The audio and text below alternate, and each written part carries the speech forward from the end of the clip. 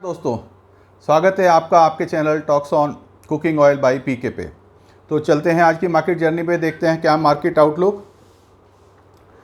जैसे कि आप जानते हैं, हम सबसे पहले बात करेंगे ग्लोबल ऑयल मार्क मूवमेंट्स क्या चल रहे हैं, सीआईएफ रेट क्या इंडिया में कोट हो रहे हैं, स्पॉट प्राइसेस क्या, उसके बेसिस पे कंज्यूमर पैक के प्राइसेस क्या आ रहे हैं हमारे, और इंपोर्ट जो सीआईएफ रेट कोट हो रहे हैं उससे हमारी इंपोर्ट पैरिटी क्या है, और पीछे 24 आवर्स 48 आवर्स में जो मार्केट डेवलपमेंट है उसको भी डिस्कस करते हैं। तो सबसे पहले केएलसी को देखते हैं। केएलसी जो हमारी 30 अगस्त को 4010 80 पॉइंट्स प्लस बंद हुई थी, वो आज फिर 39.45 पॉइंट प्लस चल रही है।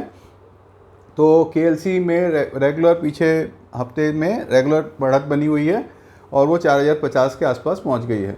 अब बात करते हैं सीबॉट की। सीबॉट 6656 हमारा ये सितंबर का चल रहा था, 6554।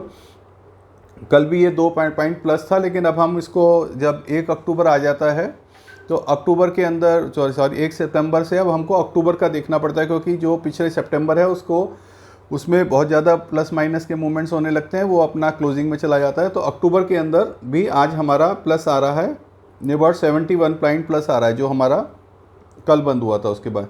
तो शिकागो भी प्लस है और केएलसी भी प्लस आ रही है। और ये हमारा 24 मैंने लिखा हुआ है, ये 24-2500 माइनस चल रहा है और उसके हिसाब से थोड़ा बहुत काम भी हुआ है, मैं बताता हूँ आगे आपको। अब बात करते हैं हम सीआईएफ रेट्स की। सीआईएफ रेट जो है, जैसे केएलसी पीछे फ्राइडे परसों भी बढ़ी थी और आज भी बढ़ी है, बुध को भी और आज शुक्र को भी बढ़ी हुई है, तो 910 हो गया है। सीपीओ 935 कोड हो रहा है। डिगम सोया 1020 है। कल $980 में कुछ काम सुनाई दिए हैं और पीछे कुछ बाइंग गई थी, तो 980 में हुए थे, फिर उसके बाद वो आज शिकागो फिर प्लस आया तो वो 1020 बोला जा रहा है। सन ऑयल 970 के आसपास ही कोट किया जा रहा है। अब बात करते हैं कि इंपोर्ट कॉस्ट क्या आएगी। आज के हम पीछे के जो आरबीडी हम $910 ले तो 87 रुपीज़ 60 पैसा आएगी, और सोया ऑयल की कॉस्ट हमारी जो 980 में जो कल काम हुआ था उस हिसाब से भी 90 रुपीज़ 70 पैसा 75 पैसा आ रही है। तो सोयाबीन तो मार्केट के हिसाब से हमारा जो स्पॉट प्राइसेस चल रहे हैं, जैसे हम स्पॉट प्राइसेस बात करें तो हमारा सोया रिफाइंड 90 रुपीज़ चल रहा है। जो पुराने माल हमारे नीचे रेट्स के लिए हुए थे इंडिया के अंदर, जो रीसेल में काम हो रहे हैं, जिनको 30-31 तक माल काटना था, अभी भी वो प्रेशर बना हुआ है। लोगों ने माल सेल तो कर दिए हैं, लेकिन अभी वो माल उठ नहीं पाए हैं, तो अभी मार्केट में 90 तक ही हमें सोया मिल रहा है। आरबीडी हमारा 84.50 मिल रहा है। सन ऑयल 90 है। कॉटन 88। राइस ब्रांड भी सेम है, ग्राउंड नट में 50 पैसे बढ़े हुए हैं, और मस्टर्ड का रेट ऑलमोस्ट सेम है। मस्टर्ड में मैंने आपको वही बता रहा हूँ कि अभी बायर और सेलर बहुत कम है, खाली जो कुछ बड़े प्लांट है उनकी ही परचेज चल रही है और सीड की अवेलेबिलिटी कम बनी हुई है, क्योंकि मस्टर्ड के अंदर जो डिफरेंस आ गया 107 और 90 रुपीज़ का, जो 17 रुपये का सोयाबीन से गैप चल रहा है और आरबीडी से गैप चल रहा है नियर अबाउट, हम कह सकते हैं 23-24 रुपये का, उसकी वजह से इसके अंदर अभी उठान मस्टर्ड में काफ़ी ज़्यादा कम चल रहा है। तो ये मैंने आपको सीआईएफ रेट्स की आज की पैरिटी के हिसाब से बता दिया कि आरबीडी हमारा 87.6 है, जबकि हमारा 84.5 मिल रहा है। अब हम बात करते हैं हमारे स्पॉट प्राइसेस की, कि हमारे स्पॉट प्राइसेस तो हमने बता दिया। हमारे 15 केजी टीन का क्या रेट आएगा आज के स्पॉट प्राइसेस के हिसाब से। तो हम आरबीडी की बात करते हैं तो आरबीडी का 1525 रुपये आता है। सोया रिफाइंड हमारा 1611 आ रहा है। मस्टर्ड केलूजी का टीन 1852 आ रहा है। ये 15 लीटर पाउच और बॉटल के रेट होते हैं। इसके अंदर हमने 2 रुपये का डिपो खर्चा और मार्जिन्स अपने शामिल किए हुए हैं। ये दिल्ली, हरियाणा, यूपी के रेट्स हैं। अगर हम राजस्थान में बात करें तो 15, और गुजरात में हम 25 रुपये कम कर सकते हैं, जो हमारे प्लांट के रेट्स हैं। और ये 30 रुपीज़ का जो डिफरेंस रहता है डिपो ऑन वर्ड फ्रेट का, ये भी हमको गुजरात में अगर शॉर्ट डिलीवरी में भी बेनिफिट मिल सकता है। अब बात करते हैं हम अपने के पीछे 24 आवर्स में क्या क्या डेवलपमेंट रहा है। तो कोई ज़्यादा चेंज नहीं है हमारे यहाँ पे। एक तो इंडोनेशिया ने और जो रेफरेंस प्राइस और एक्सपोर्ट ड्यूटी चेंज करी है। इंडिया की इंपोर्ट ड्यूटी जो है 1 सितंबर से चेंज हो गई है। जो पहले हमारी 1031 चल रही थी, वो 1034 हो गई, 892 से 898, 924 से 937। उसकी वजह से हमें 1,500 रुपये टन हमारी इंपोर्ट ड्यूटी आरबीडी में बढ़ जाएगी। 27 पैसे यहाँ, 13 पैसे, मतलब हम मोटा मोटा 15 पैसे किलो, मतलब 2-2.25 रुपये टीन का ही इम्पैक्ट है, जो कि 1 सितंबर से हमारी इंडिया में इंपोर्ट ड्यूटी बढ़ी है। अगर हम 15 किलो टीन पे बात करें तो केवल 2 रुपये टीन का, तो ये बहुत नेग्लिजिबल है। दो मतलब 30-40-50 पैसे का, तो वो कोई ज़्यादा मटेरियल नहीं रखता। तो ये इंडिया जो है हर 15 डेज़ में अपने रेफरेंस प्राइस चेंज करती है, तो उस हिसाब से ये हमारी ड्यूटी प्लस माइनस होती है। इंडोनेशिया भी हर 15 डेज़ में अपना रेफरेंस प्राइसेस चेंज करती है, तो जो ये पहले 820 चल रहा था अब 805 हो गया, उसके हिसाब से एक्सपोर्ट ड्यूटी और लेवी में कोई फ़र्क नहीं है। तो उनका एक स्लैब है कि 775 से 825 या 830 तक रहेगी, तो वो हमारी टैक्स और लेवी सेम रहेगी। तो उसके अंदर पहले 820 था अब 805 है, तो उसमें कोई चेंजेस नहीं है। तो ये CPO और RBD के अंदर उनकी एक्सपोर्ट ड्यूटी नियर अबाउट $50 $51 कम है। तो एक तो ये हमारा डिस्कशन हो गया। दूसरा अब हमारे क्या क्या है कि मार्केट में बुलिश फैक्टर्स क्या हैं, और मार्केट ऐसा है जैसा कि आज हमारा जो इसका हमारा अपना मेन है KLC फिर पहुंची 4005, तेजी मंदी फैक्टर एक्स में। तो एक 4 KLC तो बहुत ज़्यादा बढ़ रही है, उस हिसाब से हमारा मार्केट इंडिया में क्यों नहीं मूव कर रहा है, तो उसको थोड़ा सा हम डिस्कस करेंगे कि इसका क्या कारण है और क्या पोजीशन है। तो एक तो बुलिश फैक्टर क्या क्या है इंडिया के अंदर, जिस हिसाब से ये बाहर इंटरनेशनल मार्केट ज़्यादा बढ़ रहा है। जो एक तो वहाँ पे वेदर का कंसर्न बना हुआ है कि जो हम नवंबर दिसंबर में एल नीनो का बहुत इम्पैक्ट आ सकता है, मलेशिया इंडोनेशिया पे भी आ सकता है, और ब्राज़ील की भी अब नई सोइंग चालू हो रही है 1 सितंबर से, तो उसके ऊपर भी फ़र्क आ सकता है। जो हमारी पुरानी सोइंग हुई है US के अंदर, उसके अंदर नियर अबाउट 60% क्रॉप तो ठीक है, लेकिन 40% के ऊपर अभी भी खतरा मंडरा रहा है उनके यील्ड रेट कम होने में, क्योंकि वहाँ पे जो बारिश की रिक्वायरमेंट थी वो नहीं हो रही है। वही पोजीशन हमारी इंडिया में भी पोजीशन है कि हमको जो बारिश चाहिए वो 1-2 बारिश अभी 5-7 दिन में चाहिए, अगर नहीं मिलती है तो उसका भी हमें क्रॉप पे थोड़ा नुकसान आ सकता है। दूसरा है कि बायोडीज़ल के यूजेस बहुत ज़्यादा बढ़ रहे हैं हमारे ब्राज़ील में, इंडोनेशिया में, मलेशिया में, सब जगह। तो बायोडीज़ल के अंदर पाम की और सोयाबीन की सप्लाईज जा रही हैं, उसकी वजह से भी हमारा थोड़ा सा ऑयल के ऊपर से प्रेशर कम हो रहा है, और इंटरनेशनल मार्केट ने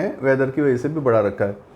एक हमारे पिछले महीने में इंडिया की बाइंग जैसे बहुत कम गई है, मैं आपको पिछले 1 महीने से बता रहा हूँ कि इंटरनेशनल मार्केट रेट बहुत ऊपर चल रहे थे, इंडिया के रेट डाउन चल रहे थे, पोर्ट्स पे माल उतरने की जगह नहीं थी, कुछ नहीं थी। तो अब 1 महीने से माल परचेज़ नहीं हुआ है, तो हमारे पास पोर्ट्स पे स्टॉक्स कम रह जाएगा 15 तारीख 20 तारीख के आसपास।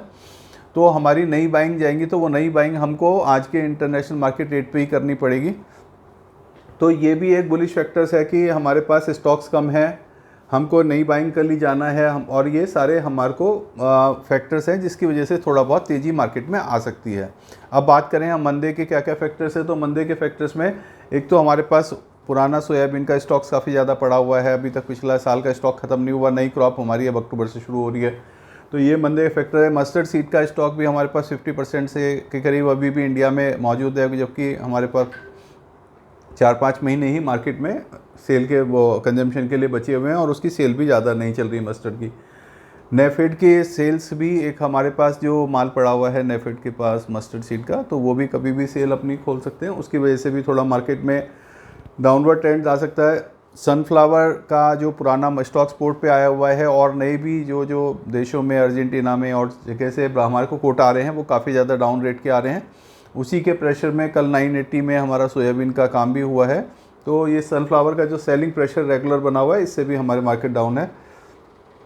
पाम ऑयल का जैसे मैं आपको बताता हूँ कि अगर सितंबर अक्टूबर के अंदर प्रोडक्शन ज़्यादा होती है, लेकिन वहाँ पे जो है मौसम का जो पोजीशन आगे की ख़राब बता रहे हैं, तो आगे के सट्टे प्लस चल रहे हैं, उसकी वजह से थोड़ा मार्केट लोकल पे भी इम्पैक्ट आ रहा है।